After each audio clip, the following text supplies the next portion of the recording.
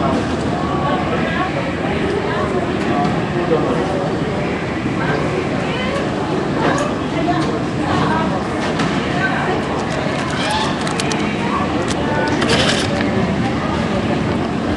not going to really talk to my computer so much because it'll look very weird, although it doesn't matter. I'll look weird anyways.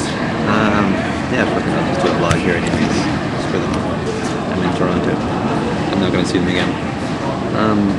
So I'm at the Tim Hortons here in Pearson International Airport, and I haven't slept in like 36 hours or something like that. But Tim's coffee is keeping me up. Hopefully they'll pay me for this promotion. But yeah, it was a pretty long flight home. I guess I did nap a few times. Like I fell asleep, but I can't really. I don't understand how people can just fall asleep in airplanes and places like that. For one, I tried to fall asleep on the flight from Itami to Narita, and what happened is that when the air pressure would change, my ears would hurt. They would go pock, and so I tried to sleep, and I'd suddenly get woken up because my ears would just pop, and it was really really annoying. But yeah, and then on the flight back though, it was on the Air Canada flight. Apparently the volume is too loud.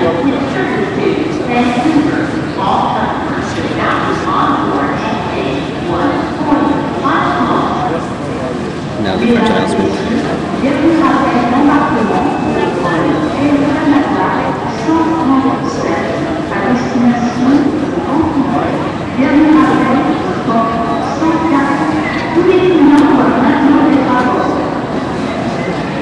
Okay.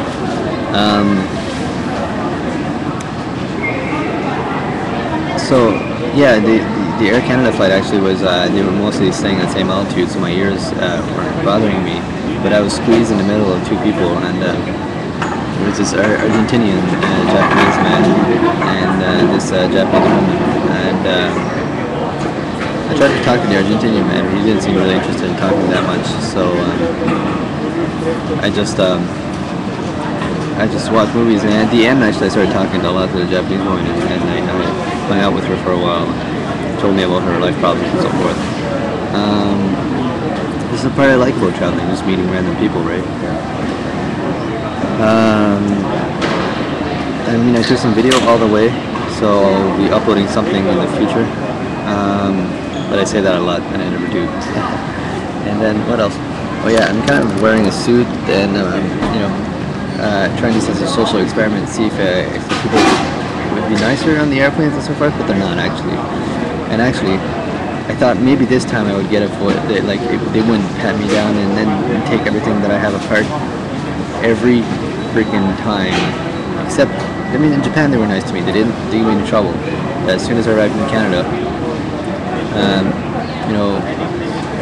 physical check, patting me down everywhere.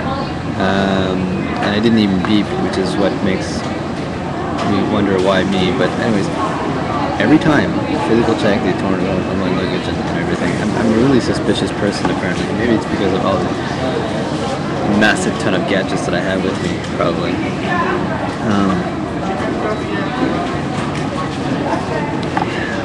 What else? The flight was long and painful. Although, I like I began to like Air Canada.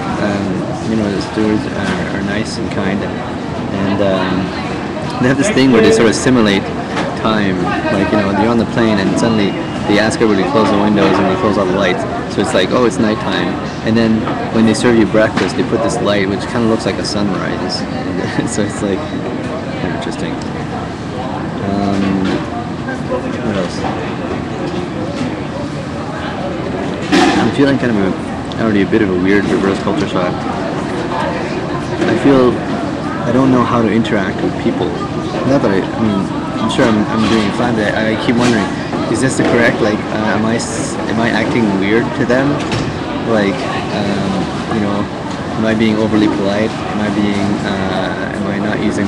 words.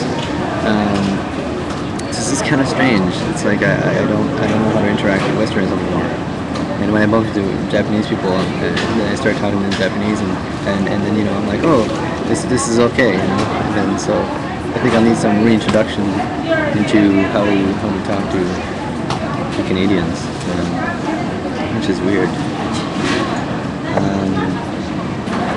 On the way here, I watched 2 movies and sort of fell asleep through one, or I guess woke up and napped. I guess intermittently napped through one. The first movie I watched was Je me souviens, a Quebec movie about this communist syndicate that is trying to win. Or communist, not syndicate, union. Sorry.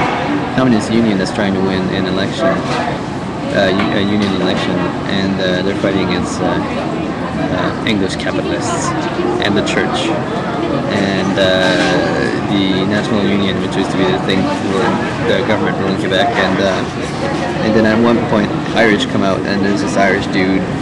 Woodsby plays this Irish man who speaks Gaelic, and he's trying to keep Gaelic alive. It was an incredibly typically Quebecois movie, with the ideas of defending dying languages, national liberation, the battle of communism against church and conservatism and destruction of the English bourgeoisie or something. But there's lots of cheating also, and feeding children. So it was typically Quebecois. Was it good or not? It was interesting. I'm not sure if it was good. Maybe because I hadn't slept in a while, it was a bit hard to follow. Yeah. Also, the headphones on the Air Canada planes aren't that great, so I couldn't hear a lot of the time. And there was this kid from hell behind me, just constantly kicking and screaming, kicking my seat and screaming all the flight, which was horrible. Yeah, okay, I might as well end this now. I need to find a new vlog title. I have, I think, the one from Seinfeld, but in the meantime, I don't know. Will this fall under Ho Bo Nikkan? Who knows? Anyways.